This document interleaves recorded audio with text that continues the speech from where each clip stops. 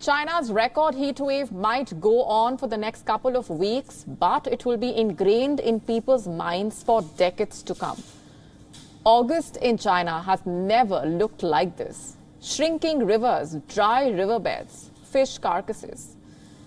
These are some of the images that show us the impact of the drought. A national orange alert for the drought is in place. People have been asked to stay hydrated and wear breathable clothes. The country has seen close to 80 days of extreme temperatures now.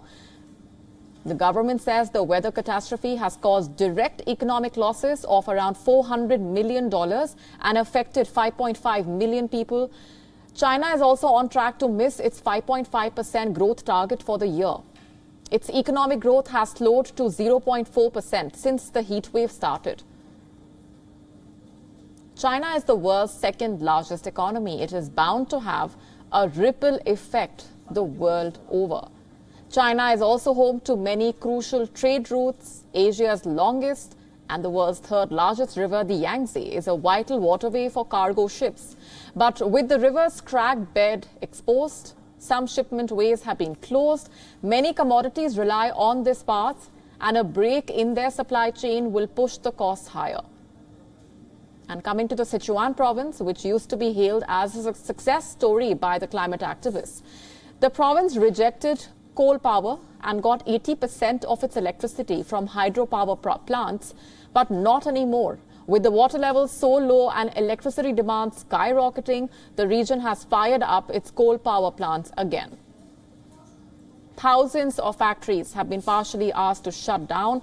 Among them are global car manufacturers like Toyota, Volkswagen and Tesla. Sichuan is also home to major Intel and Apple assembly plants. The world's largest battery maker, Amperex Technology, also operates in this province. The most immediate problem, though, will be the food. A severe threat warning is in place for the autumn harvest, which constitutes 75% of China's annual grain produce. And things are looking bleak for China's massive agricultural sector. It produces over 95% of the rice, wheat and maize it consumes. But now the reduced harvest looks imminent. China will utilize the produce for its own people before exporting it to the world. And if the situation gets worse, Beijing also might be forced to import these crops. And this will strain the global supplies of food, which are already in a dire state due to the Russia-Ukraine war. The last 2 years have seen an increase in demand for Chinese goods globally. This helped to offset some of the damage from the COVID-19 lockdowns and the war in Europe. But now when the country is in a crisis itself, the global markets cannot look at Beijing for help.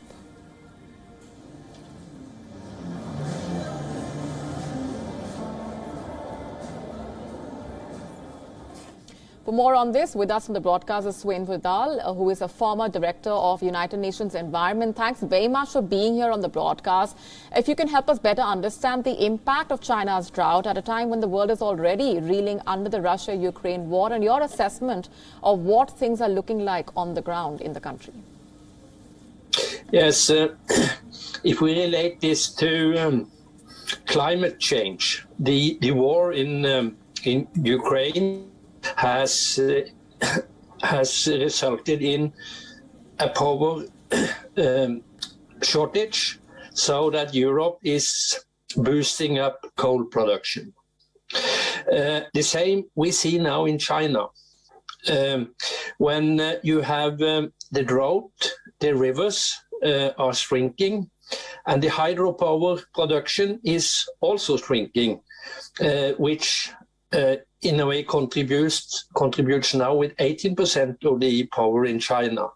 So again, in this situation, China is also boosting up the coal production. And in summary, what we see now is that the drought in China, the war in Ukraine, are resulting in more jeopardizing the climate goals to China and to Europe. So this is very dangerous, because it is the climate change that has posed the problem that we now see is so severe in China. Right, and talking about the economic impact of climate change, which has become increasingly clear, it's much more than just rising temperatures and melting ice sheets. Do you think the world is prepared for these economic repercussions? No, unfortunately, it is not. You mentioned now reduced food production. That is happening, and not the least the flood in Pakistan now, that also is strengthened a lot by climate change. So it looks like the world is in a way prepared to help out with the very urgent threats like the war in Ukraine, like the pandemic. But we should understand that the threat from climate change is a much bigger threat than what we have seen with the war, with the pandemic and so forth. And it comes in front of us now in China, in Pakistan, in the US, in Europe, and all these other places. And economically, for instance, now, I think that Pakistan will use 5 years, and I think it was $70 billion to in a way, cope with the consequences from the flooding.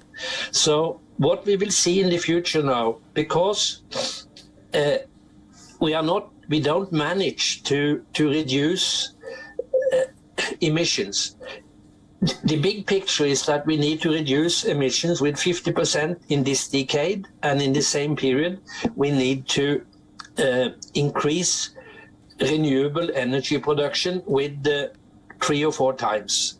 So we are not near to achieve these goals. We are more far away from reaching them than when we had the climate summit in Glasgow last year.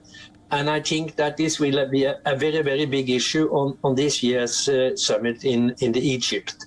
So be aware that what is happening now is that because of too little action, too little understanding from governments, we will go into a much worse situation even in this decade. We can see maybe we will have 1 year that is 1.5 warmer in this decade than when it was before the Industrial Revolution. And that is the goal that I said in Glasgow that we should avoid.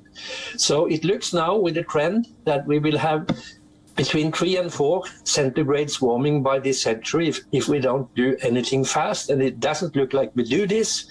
So, and that is not the climate crisis, that is a climate catastrophe, an apocalyptic world we give children. So the situation is extremely serious, and it is extremely important that governments act as fast as possible. Indeed. We're leaving it there for the moment, Sven. Thanks very much for being here on the broadcast.